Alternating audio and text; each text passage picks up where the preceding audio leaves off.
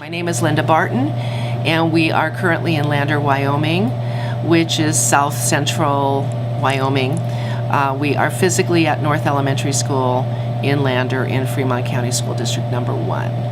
And I am the program director for Lights On in Lander, which is a K-12 after-school program basically for all the students in this school district. And we operate before school, after school, summer programs in order to provide a safe and structured environment for the kids, to give them some academic assistance, and to reduce risky behaviors. I love it. I think it is so important to offer and provide extra opportunities, learning opportunities for kids. They need it so bad. An extra learning opportunity is so critical in today's world for kids. Things that cannot be done during the school day because of testing and focusing on strict academic requirements and standards. We, in our program, have the flexibility to offer things like arts and crafts and sports and youth development and field trips and positive adult mentoring. Sometimes the kids in these programs, the only hugs they might get might be from us. We provide snacks and just, as I say, a safe place until their parents are done with work. It is probably the most damaging time of the day for kids to be alone after school from 3 to 6. And if we can keep them for those hours and provide not only the positive adult piece, but give them more activities and things that will help reinforce their learning, then we really totally believe that that's the way to go. And the research shows it. The kids love it. We also provide rewards for them. So every night that they go to Lights On and they do their homework, they get a Lights On buck. And at the end of every month, we have what we call a marketplace. And they can go to marketplace and they can buy toys and things that we purchase from the dollar store, and nachos, and we have a nail and hair salon, and they can get their nails done and get their hair fixed, and it's truly a great incentive for them. Well, we take them all over the state. We take them to museums that they probably wouldn't get to see. Take them to the National Historic Trails Museum so they understand about the Oregon and California trails. Take them to the planetarium. We take them to art museums. We take them to the Mountain Man Pinedale Museum so that they can see what the mountain men looked like. We take them out to the Thermopolis, to the dinosaur. There's dinosaur bones buried out there. And then we take them locally to South Pass City where they can pan for gold and things like that. So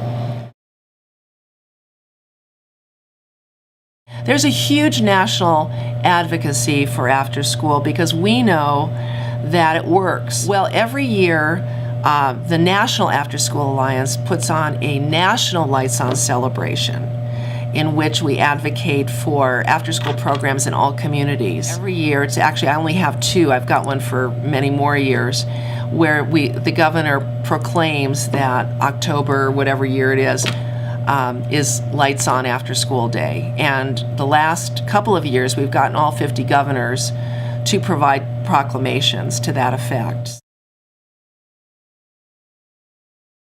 It has. It's made me a different person. It provides me the opportunity to really understand why people are in the situation that they're in. Who am I to judge? And who am I to criticize? I can't criticize this. The generational poverty is really what it is. It's a problem. These kids are pretty isolated. They're not out there exposed to opportunities. They don't have the same kind of enrichment opportunities that kids from affluent families have. We don't understand because we've never been there.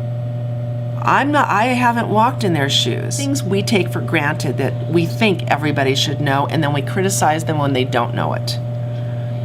It's really not fair. And it's really not fair to the little ones And if we can break that cycle for them, then, you know, I mean, if I could help one kid, then I feel like, you know, my time on earth has been well spent. I really believe that it is not I shouldn't say that it's the responsibility of the government, but I am saying that in a sense that it's a responsibility of communities to, as community partnerships, to collaborate on working with school districts and businesses to provide these opportunities for kids. It really is our responsibility to do that. We can't just, I don't think we're in a position anymore to leave it up to parents. They don't have the wherewithal to do it. You can't just expect school districts to do it either. It has to be a community issue. And communities have to consider it a partnership and a priority. It is one of the few things, along with early Head Start and Head Start, that has such powerful impact on kids in their early years. We need to develop a strong infrastructure for kids, a strong foundation, because that is what they're going to depend on as they get older. If a house doesn't have a solid foundation, it crumbles. This is no different with kids, with human beings.